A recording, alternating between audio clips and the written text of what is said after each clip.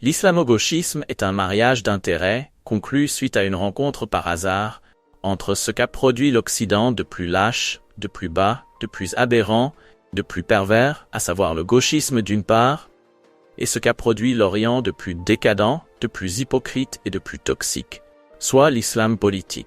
Le terme d'islamisme, que la majorité des musulmans pensent qu'il a été conçu en Occident, ce qui les pousse à le diaboliser et s'en méfier, le prenant pour un signe d'islamophobie. Il a été en vérité utilisé pour la première fois par l'imam Abu al-Hassan al-Ash'ari dans son livre Propos sur les islamistes et les priants, pour désigner les sectes hérétiques de l'islam de l'époque et pour les distinguer des vrais musulmans.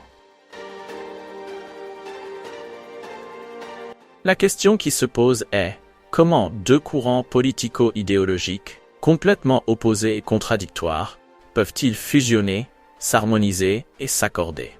Pourrait-il y avoir une entente entre une idéologie qui qualifie la religion d'opium du peuple et une doctrine qui estime que la solution est dans l'islam? Comment des progressistes peuvent-ils s'unir à des ultra-conservateurs, voire passéistes et rétrogrades?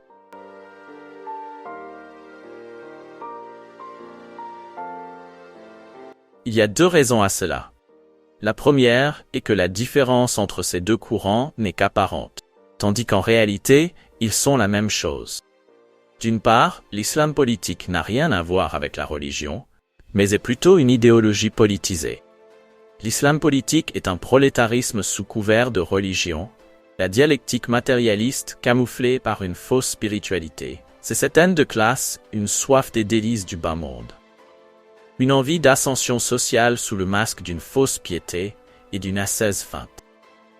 Ce gauchisme islamiste se manifeste par plusieurs aspects. On s'étonne par exemple de voir les islamistes soutenir la Chine contre les États-Unis d'Amérique, sachant que c'est la Chine qui persécute les musulmans ouïghours.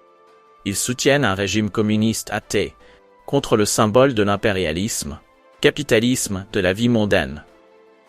Bref, de tout ce qui les fait baver et qu'ils ne peuvent atteindre. Et même chose pour la Russie, qui a tué des milliers de musulmans en Syrie.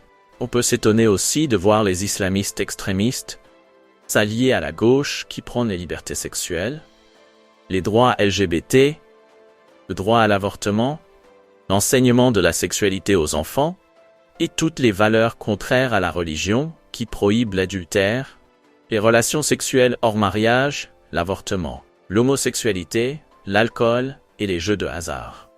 Alors que ce qui est naturel, c'est qu'ils s'allient à la droite, qui respectent les valeurs de la famille, rejettent le mariage homosexuel et l'enseignement de l'éducation sexuelle aux enfants.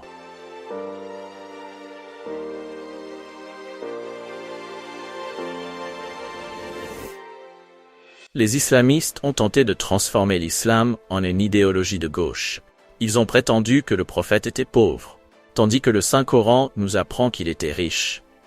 Ne t'a-t-il pas trouvé pauvre? Alors, il t'a enrichi.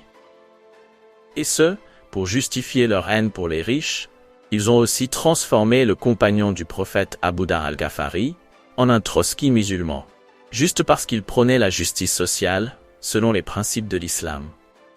D'autre part, le gauchisme n'est qu'un dogmatisme totalitaire, un bigotisme idéologique, caractérisé par le monopole de la vérité, la sacralisation d'une pensée unique, la haine des systèmes en place, l'autocratie, la tendance à la violence.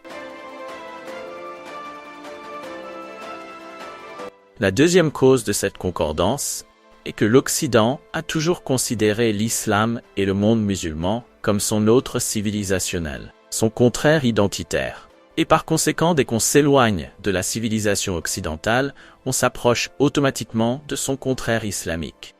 Les anti-occidentaux, comme Nietzsche par exemple, ont tous exprimé leur admiration de l'islamisme.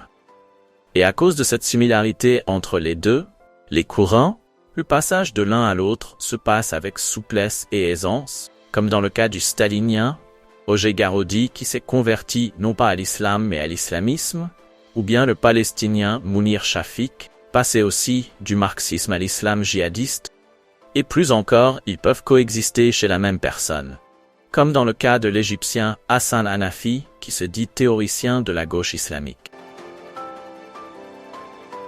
Voici les plus importants points de convergence entre islam politique et les mouvements de gauche. L'anti-impérialisme et l'anticapitalisme.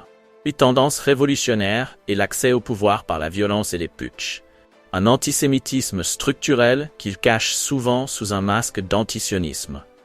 Le discours misérabiliste, l'exploitation politique de la pauvreté et de la précarité des classes populaires, et la diabolisation des classes aisées. Les tendances nihilistes et anarchistes, et la haine des systèmes en place. La fausseté du sentiment patriotique et la prédominance de l'appartenance idéologique transfrontalière au détriment de celle nationale. La perception mythique et utopique du monde, l'absence de projets de société réalistes et réalisables, et le recours à la surenchère nihiliste.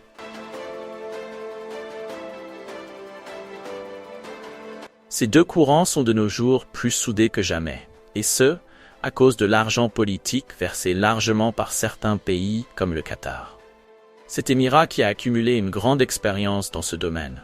Le Qatar en effet encourage et finance un islam fanatique en Orient pour contrer et déstabiliser ses rivaux qui sont les pays du Golfe, l'Égypte et les monarchies sunnites. Et en Occident, elle finance le wokisme gauchiste pour tenter d'éloigner la droite souverainiste du pouvoir, à côté d'associations et de personnalités comme George Soros qui finance l'anarchie islamo-gauchiste. Cette fusion satanique entre les deux courants pullule dans les périphéries des grandes villes ainsi qu'au sein des universités et qui se rencontre sous le toit de la cause palestinienne.